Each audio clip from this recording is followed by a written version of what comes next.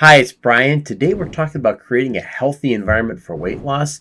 And I'm sharing this with you because I want every single one of us to feel alive, because getting healthy and feeling healthy helps us show up better in every aspect of our life.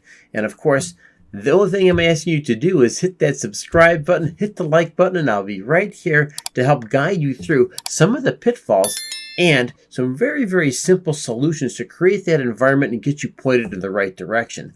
You will find out that some of the things that we're dealing with are very common, and there's a number of misperceptions here that can really undermine our growth. And maybe more importantly, some of the messaging we send our own selves through this process can really be detrimental to our real goal, which is getting healthy.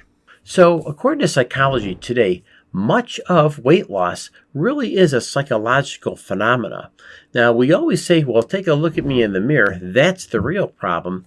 But quite often, a lot of it has to do with our environment. So right now, according to Psychology Today, you might be feeling hopeless and blaming yourself for poor willpower. Willpower, of course, is our ability to fight through difficulties, right?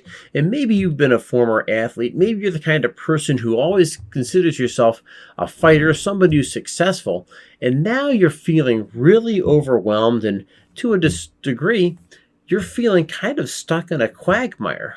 But the fact of the matter is, it might not be you, and beating yourself up isn't going to really help you. A lot of it might have to do with your environment. So I'm asking you to maybe play detective in this process, because three factors I'd want you to pay attention to deal with your immediate physical environment. What does it look like? Does it cause stress to you? And more importantly, do you have the right choices readily available to put you in a position for success? Secondly, pay close attention to the people who are in your environment. Are they people who are supportive? Are they people who are moving in the same direction as you? Oftentimes, our peer groups can really put us in a bad position. And of course, the third thing here that I want you to be mindful of, consider the fact that we are stress eaters. The more information is hitting us, the more overwhelmed we feel. Maybe you have a run-in, maybe you have a difficult situation you're dealing with, and you're not a drinker, you don't do drugs, but oftentimes the most abused thing out there is food. And I can relate to that because I am and have been and am mindful of the stress eating that even I can do. So I want you to be aware that these things are out there, and those are the things that really could be undermining you. And it's not so much your willpower as much as your immediate environment. The good news is, one of the articles I came across said that making appropriate changes to your immediate surroundings and the way you deal with people can play a significant role in weight loss.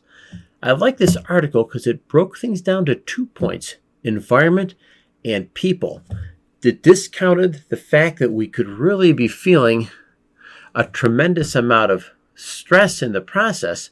But the fact is, people and environment were the two things this article took a look at and said, those are keys that you need to pay close attention to. According to Public Medicine Central, one of the common themes in one of their studies had to do a lot with this idea of constant self-regulation.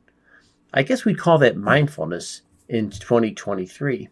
But the fact is that we're constantly monitoring some of the key aspects of weight loss and weight control.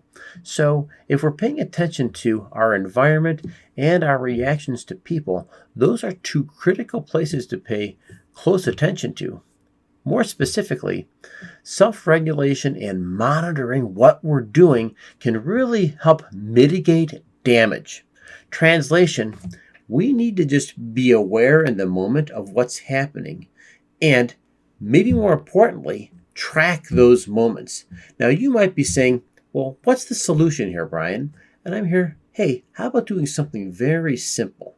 Something very simple would be using the notes inside of your cell phone or carrying a scratch pad with you if that's how you roll. The fact is, you need to pay attention to the emotions you're experiencing and the food choices that you're making in those moments.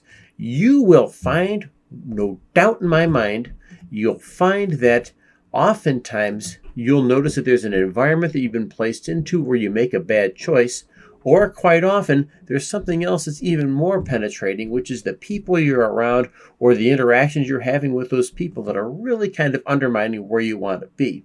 So instead of beating yourself up, I'd say maybe a more tactical solution to what you can do from this point forward to help ensure more success.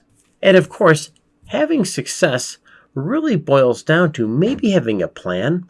Once you discover what is undermining your success, and it's not necessarily you, but it's quite often the situations you've been faced and placed into, consider this. What are you doing to put positive things inside of your environment? Do you have healthy drink choices? Do you have healthy food choices immediately available? Those are the things that you can willingly put immediately into your environment that can ensure success. That's a great place to start. Likewise, are you aware of the things you can automatically take out of your environment? We call that subtraction. What can we take away? And of course, you might start off by saying there's some high calorie choices I should be taking out, whether it's the chips, whether it's measuring how much you're eating of what type of a food. It's always a great place to start because as we age, those calories don't necessarily come off as easy as they go in. And of course, when we get into this mindset of being mindless because we're stress eating, we can really go overboard. So this is something that we all need to be mindful of, and it's something that I had battled with in the past. Finally, you might notice that you will have to say no to certain people and certain environments. Why? It's simple. Because not everybody has the same goal you have. You'll find people who always joke about their weight gain. They're going to joke about the medicines that they're on because they continue to make unhealthy choices unlike you.